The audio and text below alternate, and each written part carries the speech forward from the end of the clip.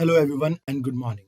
My name is Vivek Sharma, and today we will be discussing four major articles. पहला article delisting registered unrecognised political party के बारे में है। Second article environment से related है। Ammonium sulphate के बारे में हम बात करेंगे। एज अ सेकेंडरी पोल्यूटेंट क्या होता है उसके बारे में हम डिस्कस करेंगे। थर्ड आर्टिकल में साइंस एंड टेक में हम मायोजेनेसिस के बारे में रीड करेंगे। एंड फोर्थ आर्टिकल में हम सिरस्का टाइगर रिजर्व के बारे में पढ़ेंगे। आइए एक एक करके इन सभी आर्टिकल्स को समझते हैं।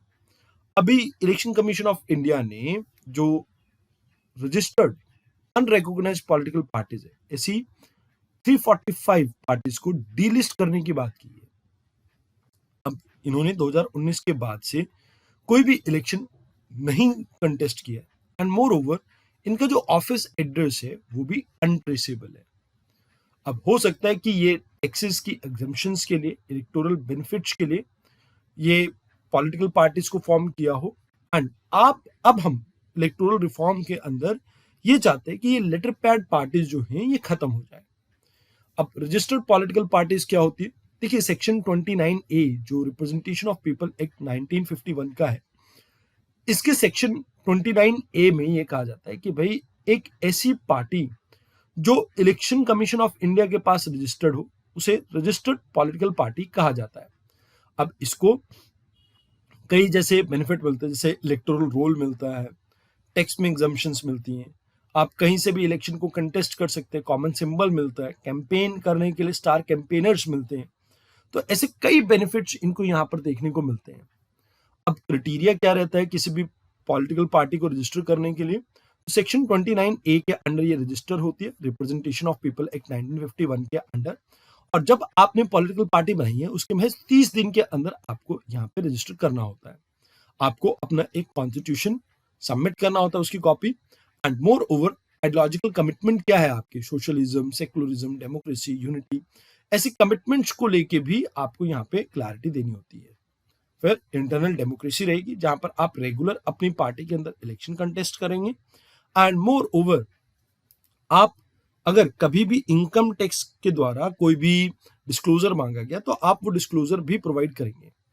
अब इसमें कुछ रजिस्टर्ड रिकॉग्नाइज्ड पॉलिटिकल पार्टीज होती है, उनको ये बेनिफिट होता है कि भाई एक्चुअल में उन्हें स्टार कैंपेनर्स मिलते हैं, उनको ब्रॉडकास्ट के लिए टाइम एलोकेट किया जाता है, टैक्स एग्जम्पशंस तो सभी को मिलते हैं खैर, और एक कॉमन सिंबल से भी वो लड़ सकते हैं। अब अगर आपकी पार्टी रिकॉग्नाइज नहीं है तो आपको एक कॉमन सिंबल मिलने में एक प्रॉब्लम रहता है।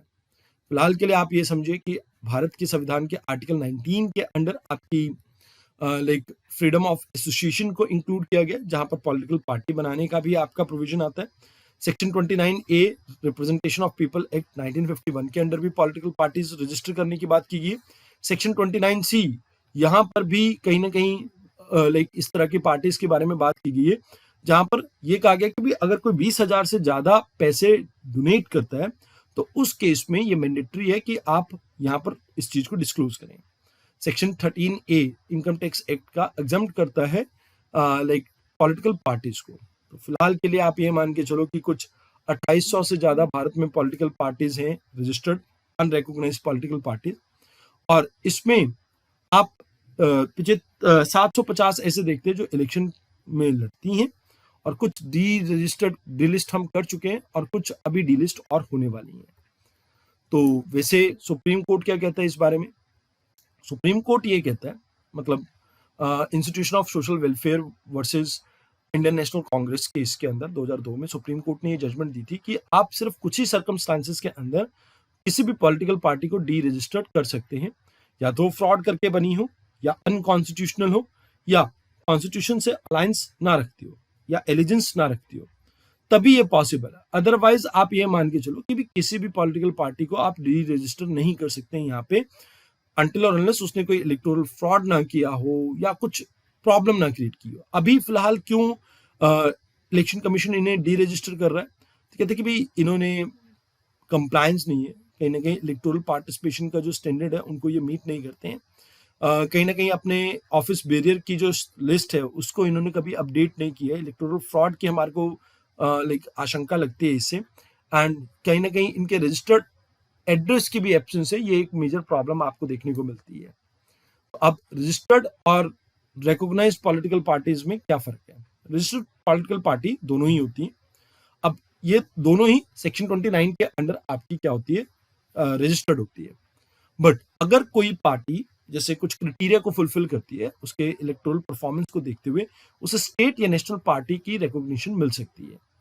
अब इसमें सिंबल टेम्परेरी एलोकेट होता है, इसमें सिंबल रिजर्व हो जाता है, जैसे कांग्रेस का, बीजेपी का और बहुत सारी और पार्टीज का। इसमें इलेक्टोरल बेनिफिट क्या मिलता है कि भाई आपको 20 कैंपेनर मिलते हैं। अब इसमें 20 स्टार कैंपेनर के साथ साथ फ्री एयर टाइम, आपको ऑफिसेज मिलते हैं, आपको कॉपी मिलती है इलेक्टोरल रोल की, वो सब आपको बेनिफिट मिलते हैं।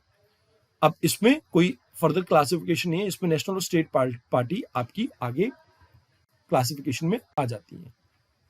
आइए अब बात करते हैं सेकेंडरी पोल्यूटेंट की। देखिए, प्राइमरी पोल्यूटेंट वो होते हैं जो डायरेक्टली आपके एमिट होते हैं इन्वायरमेंट में, बट सेकेंडरी पोल्यूटेंट एटमॉस्फेयर के अंदर केमिकल रिएक्शन से बनते हैं। अब प्राइमरी पोल्यूटेंट में जैसे sulphur dioxide, nitrogen oxide, carbon monoxide, particulate matter आते हैं। वेयर एज सेकेंडरी पोल्यूटेंट में ozone, ammonium sulphate, ammonium nitrate और ऑक्सी एक्सेटल नाइट्रेट, ये सभी आपके केमिकल्स आ जाते हैं। अब हम इनके बारे में क्यों बात कर रहे हैं? Because recently centre for research on energy and clean air, इन्होंने ये बताया कि भारत के अंदर जितने भी आपको पर्टिकुलेट मैटर देखने को मिलते हैं 2.5, उसमें 1/3 आपके सिर्फ और सिर्फ अमोनियम सल्फेट से बनते हैं। अब अमोनियम सल्फेट आपका बनता कैसे? जब अमोनिया रिएक्ट करता है सल्फर के साथ, सल्फर जो कि फॉसिल फ्यूल बर्न करने से आता है, खासकर कोल, एंड अमोनिया जो कि फर्टिलाइजर से आपका रिलीज होता है। इन दोनों के मिक्सचर से ये पर्टिकुलेट मैटर बनता है, जो कि एक सेकेंडरी इनऑर्गेनिक एरोसोल पार्टिकल है।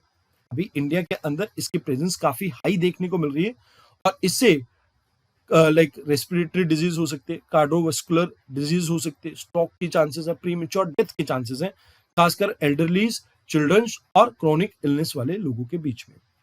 अब इससे कहीं ना कहीं पूरे एक रीजन की हेल्थ के ऊपर इम्पैक्ट पड़ सकता है।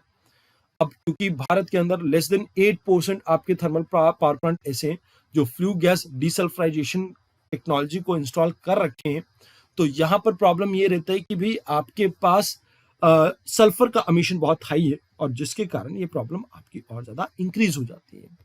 तो ये चीजें हैं आपको जो याद रखनी है। फिलहाल के लिए आप क्या कर सकते हो, आप अमोनिया के अमिशन के रिडक्शन के ऊपर फोकस कीजिए।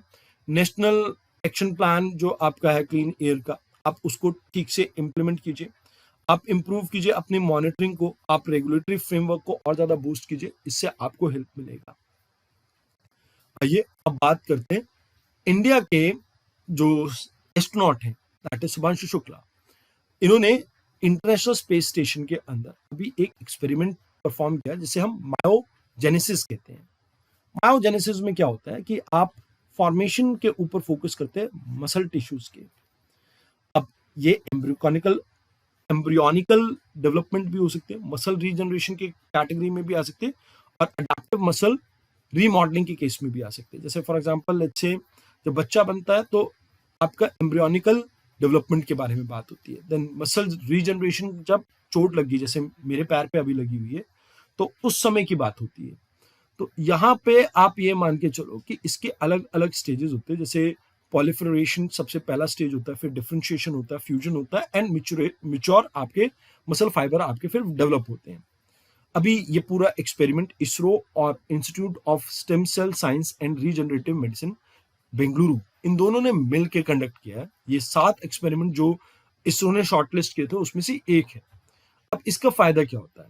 देखिए, ये क्योंकि आउटर स्पेस में आप क्या देखते हो कि ग्रेविटी नहीं होती, तो मसल के ऊपर लोड कम हो जाता है, जिससे मसल की जो मूवमेंट है वो प्रॉपर आपकी मसल यूज नहीं हो पाते हैं। तो इसकी वजह से मसल्स में डीजनरेशन स्टार्ट हो जाती है, मसल के अंदर प्रोटीन सिंथेसिस कम हो जाता है, एंड इससे मसल मेटाबॉलिज्म आपका कम हो जाता है, और वापस आने पे क्योंकि ब्लड फ्लो इसमें ऑल्टर होता है, तो मसल की रिकवरी में आपको बहुत ज्यादा टाइम लगता है। तो कहते हैं कि भी इन्हीं चीजों को समझने के लिए, क्योंकि स्पेस में जब आप ट्रेवल करते हो तो आप मसल मास को खो देते हो, अपनी स्ट्रेंथ को खो देते हो, आपको बहुत ज्यादा थकावट महसूस होती है, और आपकी रिकवरी बहुत ज्यादा डिले हो जाती है। तो इसी चीज को समझने के लिए कि गगनयान में बाद में हमें कोई परेशानी ना आए, इन एक्सपेरिमेंट्स को यहाँ पर कंडक्ट किया जाएगा, जहाँ पे हमारा मेजर फोकस है जीन ऐसे कौन से हैं जो इस चीज को एक्सप्रेस करते हैं, चेंजेस को, कौन से प्रोटीन हैं जो इस मसल वेस्टिंग की प्रॉब्लम के साथ एसोसिएटेड है, एस्ट्रोनॉट्स अगर लॉन्ग मिशन पे रहते तो उनको क्या प्रॉब्लम्स इसमें आ सकती है। फिलहाल हम ultrasound to track blood flow इसके ऊपर फोकस कर रहे हैं, जो यूज कर रहे हैं टेक्नोलॉजी। फिर हम अंडरस्टैंड कर रहे हैं दिल की धड़कन को भी। स्ट्रोक और हाइपरटेंशन मैनेजमेंट के ऊपर भी हमारा फोकस है। अब बात करते हैं सरिस्का टाइगर रिजर्व की। अभी जयराम रमेश इन्होंने ट्विटर के ऊपर एक ट्वीट करते हुए कहा कि भाई गवर्नमेंट जो अभी सरिस्का टाइगर रिजर्व की बाउंड्रीज को रीड्रॉ करने की कोशिश कर रही है, इससे इस पूरे एरिया की कंजर्वेशन एफर्ट्स के ऊपर असर पड़ेगा और ऐसा गवर्नमेंट को नहीं करना चाहिए। तो सरिस्का टाइगर रिजर्व के आसपास 50 से ज्यादा माइंस हैं जिसको सुप्रीम कोर्ट ने बंद करवाया था। अभी वापस से अगर गवर्नमेंट इस पूरे एरिया को रीडिजाइन करते तो प्रॉब्लम आ सकती है। तो अलवर डिस्ट्रिक्ट राजस्थान में ये लोकेटेड अरावली हिल्स का पार्ट है। किथरगिरी जो ड्राई डेसिडुअस फॉरेस्ट है उस पार्ट ऑफ फॉरेस्ट में ही आता है। टाइगर रिजर्व बना 1978 में। यहाँ पर बहुत ज्यादा बायोडाइवर्सिटी है, but Bengal tiger, leopards, striped hyenas, sambar, nilgai और बहुत सारी बर्ड स्पीशीज आपको देखने को मिल जाती है। टाइगर टास्क फोर्स सेटअप की गई थी 2005 में। ये इसी एरिया में सबसे पहले इन्होंने इन्वेस्टिगेट किया था कि किस वजह से यहाँ पर मिसिंग टाइगर वाली जो रिपोर्ट हुई थी वो पब्लिश हुई थी। रेडियो कॉलरिंग और मॉनिटरिंग टेक्नोलॉजी को इसमें इस्तेमाल किया जाता है। एंड फर्स्ट टाइगर यहाँ पर रीलोकेट किया गया था रणथंभौर से इन ईयर 2008।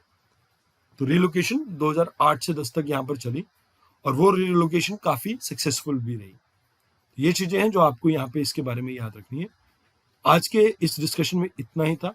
कल मिलते हैं एक बार फिर से एक नए डिस्कशन के साथ। धन्यवाद।